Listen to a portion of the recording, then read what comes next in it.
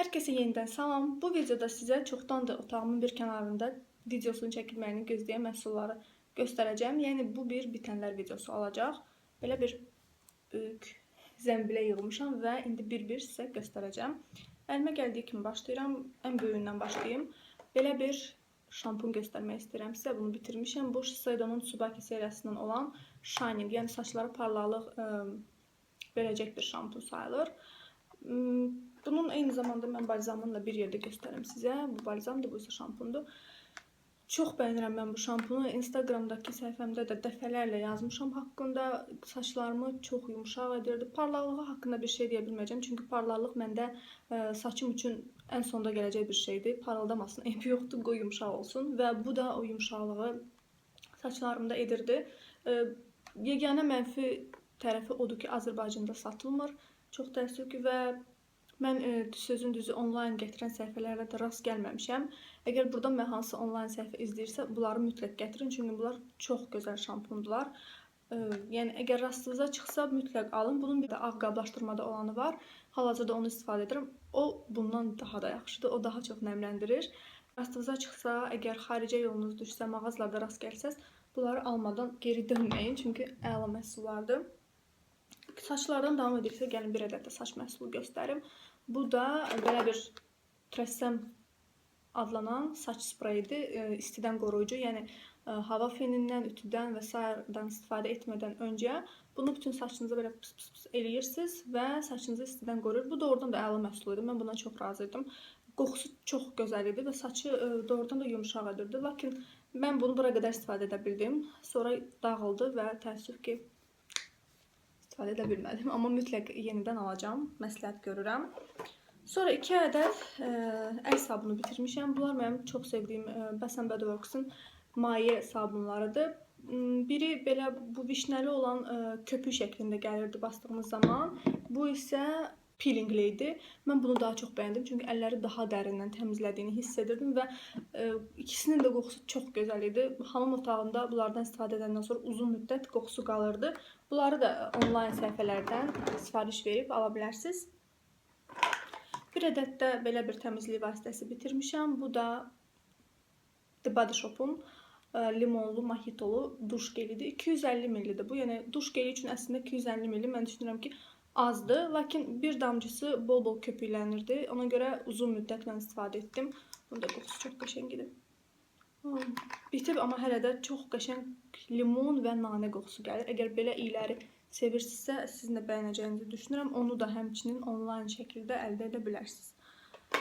Təmizlik vasitələri səhv etmirəmsə bu qədər. Göz təmizləyən vasitələrə keçim. Əlimdə 3 ədəd gördüyünüz kimi müxtəlif markaların göz təmizləmə vasitələri var. İndi hər biri haqqında sizə məlumat verəcəm. Biləsiniz hansını almağa dəyər, hansını yox. Gəlin birinci Bakıda tapılmayan bir markadan danışım. Bu Neutrogena'nın 2 fazalı makyaj, göz makyajı təmizləmə vasitəsidir. 162 ml-dir bu. Bunu da mən onlayn şəkildə əldə etmişəm. Türkiyədə çox populyardır. Yəni ora gedən Neutrogena'nın bu məhsulunu almamış geri qayıtmır. Belə bir qanun var. Mən də onlardan biriyəm. Mən də almışdım. Bəli, yaxşı vasitədir. Makyajı gözdən yaxşı çıxardır. Yandırmır. Mənim gözlərimdə heç bir yanmaq hissi yaratmadı. Yağlılığı da yəni orta səviyyədədir. Belə məhsulların yağlı olmamaq ehtimalı 0-a bərabərdir. Ona görə hamısı yağlıdır və bu da onlar sırasındadır. Lakin gedib oradan özünlə yükləyib daşımağa və yaxud da buradan sifariş verib əlavə onun kargo pulunu və s. ödəməyə dəyərmi? Xeyr, dəyməz. Çünki bunu əvəz edəcək Bakıda tapılan və bundan münasib qiymətli məhsullar, onu da sizə göstərəcəm. Keçək ikinci bir məhsula. Bu Bakıda satılan Ivraşe markasının yenə də 2 fazalı göz makyaj təmizləyicisidir. Bu Neutrogena'dan demək olar ki, eyni səviyyədə təmizdir. Bunun sadəcə olaraq yağlılıq hissi biraz daha çoxdur. Bakıda satılır dediyim kimi qiyməti də 9-10 manat arasında belə bir dəyişir mən alanda. İndi bilmirəm, bəlkə qalxıb biraz qiyməti. Bu da pis məhsul deyil. Bunu da qoyuruq bir kənara və aralarında ən çox bəyəndiyim bu Garnier'in 2 v 1 Express Lotion adlanan göz makyajı təmizləyici vasitəsidir. Bu da yenə də 2 fazalıdır. Gözlərimi əsla yandırmadı. Yağlılıq hissi də digərləri ilə eyni, hətta onlardan biraz azdır deyərdim. Bunu türk blogerləri çox tərifləyirlər. Mən heç bu məhsulu kəşf eləməmişdim. Onlar deyirdilər ki, bu kiprikləri uzadır. Bəli, arxasını oxuyan zaman belə bir funksiyası var, belə deyim ki, kiprikləri qidalandır və daha tez uzanmasına səbəb olur. Mən özümdə belə bir şey müşahidə etmədim. Yəni bir flakonu bitirmişəm, məncə kifayət qədər uzun bir müddətdir. Kipriklərimdə uzanma hiss eləmədim, amma makyaj təmizləmə baxımından mən çox bəyəndim. Birini də artıq alıb evdə saxlayıram. Yəni artıq bununla davam edəcəm. Nə İvraşı, nə Neutrogena almağa ehtiyac yoxdur. Sonra üz makyajı təmizləməsində çox uzun müddət belə bir məhsul istifadə etdim. Bu Bobbi Brown'un üz təmizləmə yağıdır. Bunu Port Vacuum mağazalarında satırlar. Mən bunu 1 ilə yaxın istifadə etdim. Çünki 2 pompa bütün üzümü, göz makyajı daxil olmaqla təmizləməyə kömək edirdi. Çox möhtəşəm məhsul idi doğrudan da. Amma qiyməti yüksəkdir deyə hələ ki almağı düşünmürəm. Hətta mən 1 il bundan öncə almışdım. İndi vəbşə yəqin ki qiyməti qalxıb. Amma yaxşı bir endirimdə yaxalasam, Emporiumda əgər endirim olsa mütləq alacağam. Sizə də məsləhət görürəm. Əgər yaxşı üz təmizləyici vasitə axtarırsınızsa, yaxşı pul verib yatırmaq istəyirsinizsə, bu Bobbi Brown'un mütləq sınayın. Bunun məndə tonikı da var idi. Onu artıq atmışam, amma o da əladır. İkisi bir yerdə əla nəticə verir. Daha sonra bitirdim məhsullardan biri də Shiseido'nun bu Ibuki seriyasından olan nəmləndiricisidir. Bu belə tübük şəklindədir. İstifadəsi çox rahatdır. Çünki bankada olanda biraz gigiyenik olmur. Hər dəfə əlinizi içinə salmağa məcbur olursunuz. Bu amma belə rahatdır. Lakin bu çox tez bitdi. Çünki nəmləndirməsi orta həddə biraz zəifdir deyərdim. Daha çox mən bunu yağlı, qarışıq dərilərə məsləhət görərdim. Çünki yüngül nəmləndirməsi var. Quru dərilər çox sevməyəcək və bunu bir həftəyə bitirəcək. Çünki bol-bol istifadə edəcək. Mən də bunu daha çox soyuq aylarda istifadə edirdim. Amma yəni dediyim kimi, dəriniz yağlıdırsa, çox yüngül, gündəlik makyajın altına bir nəmləndirici krem axtarırsınızsa, onu məsləhət görürəm sizə. Keçək ətirlərə. Bir ədəd Chanel'in Coco Noir adlanan belə bir ətrini bitirmişəm. Belə. Bu ətri heç vaxt heç nəyə dəyişməyəcəyim. Yəni bu artıq sübut oldu mənim üçün. Çünki bundan sonra çox ətir almışam, amma bunun yerinə heç nə verməyib. Yəni olur bəzi ətirlər bir-birinə çox bənzəyirlər, ona oxşa, o olmur, yerinə başqasını ala bilirsən, amma bu onlardan deyil 100%.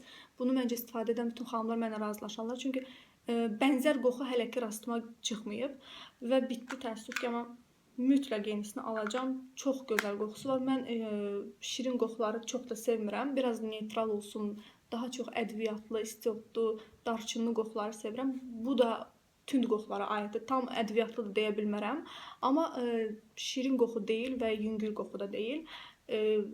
Ola bilər bəziləriniz bunu gündəlik üçün istifadə etməsini düzgün saymazsınız. Amma mən bunu gündəlik də istifadə edirəm, gecə də istifadə edirəm, hər zaman istifadə edirəm və ona görə də tez bitdim.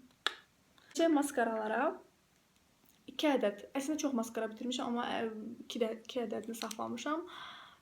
Belə, biri çox münasib qiymətli sayıla biləcək L'Oreal'in Miss Manga belə bir maskarasıdır. Mən bunun haqqında Instagramda da yazmışdım. Fırçası belədir. Bu silikon fırçadır, təbii tüklərdən deyil. Mən ümumiyyətlə təbii tüklü fırçaları sevmirəm. Necə maskaraydı, haqqında nə deyə bilərəm? Kiprikləri uzadırdı, biraz həcm də verirdi, amma ki bir-birinə çox yapışdırırdı. Bunu əvvəl mən çox fikir vermədim, amma sonra şəklini paylaşandan sonra Instagramda istifadə edənlər yazdılar və mən də diqqət etməyə başladım. Gördüm ki, həqiqətən də bir müddətdən sonra kiprikləri bir-birinə çox yapışdırır və sanki 3-4 dənə kipriyimiz varmış kimi görsənir. Bir daha almayacağım, belə deyim. Və Lancome'un Hypnous Doll Eyes adlanan belə bir maskarasını bitirmişəm. Bunun fırçası isə təbii tüklərdən ibarətdir. Qoxusu hələ də çox gözəldir. Baxmayaraq ki, çox aylar öncə bitirmişəm. Hələ də çox gözəl qızıl gül ətri gəlir. Bu maskaranın qiyməti digərinə görə əlbəttə ki, yüksəkdir. Dəyirmi almağa? Mən həmişə məhsulları belə məsləhət görməyə çalışıram. Almağa dəyirmi? Məncə yox. Çünki bundan qat gözəl və 2-3 dəfə ucuz olan maskaralar kəşf etmişəm. Onları da növbəti videolarımda sizinlə paylaşacağım.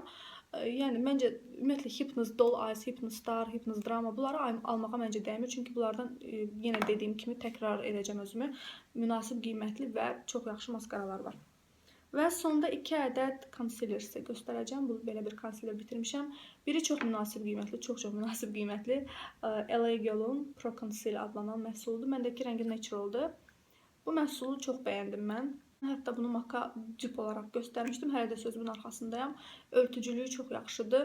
Bunun yeganə problemi məndə və digər qızlarda da ilk istifadədə içindən su çıxmağa başladı qəribə bir şəkildə. Bunun səbəbini heç kim açıqlaya bilmədi. Mən də açıqlaya bilmədim. Amma daha sonralar mən bunu istifadədən öncə belə çalxalayırdım. O zaman o su yoxa çıxırdı. Bilmirəm hara gedirdi, amma yox olmağa başladı. Qiyməti bunu səhv etmirəmsə 3-5 dollar arası bir şeydir. Yəni olduqca münasib qiymətlidir və çox gözəl məhsuldur. Əgər makiyaja yeni başlayırsınızsa, istəyirsiniz ki 3-4 ədəd əlinizin altında konsiler olsun, həm konturlamaq üçün, həm qızartıları örtmək üçün. Çünki bunun rəng çeşidi inanılmaz çoxdur. Bunlardan alıb məncə istifadə edə bilərsiniz. Yaxşı məhsuldur, mən bəyənirəm. Digəri isə Chanel markasının bir ədəd belə bir konsileridir. Bu belə nə deyirlər, süngərlidir. Pis konsiler deyildi. Bunu daha çox aydınlatmaq üçün mən istifadə edirdim. Çünki mənim göz altlarımda dərisi çox nazik olduğu üçün damarlar çox yaxındır və tez gözə çarpır və bu onları təəssüflər olsun ki, örtmürdü. Bunu sadəcə olaraq məsələn istifadə etdim LA Girl-u, örtdüm o damarları, üzərindən Chanel-dən keçirdim ki, aydınlıq versin. Bir daha alacağımı xeyir almayacağım, çünki dəymir məncə buna verilən pula, sadəcə olaraq aydınlıq verməsi üçün. Aydınlıq vermək üçün başqa məhsullar da kəşf eləmək olar. Və baxıram zənbilimə vəssalam boşaldı. Bomboşdur, bütün məhsulları göstərdim. Ümid edirəm ki, sizə yararlı video oldu. Videomu bəyəndinizsə, bəyən düyməsini basıb kanalıma abunə olmağı unutmayın. Növbəti videolarda görüşərik. Hələlik.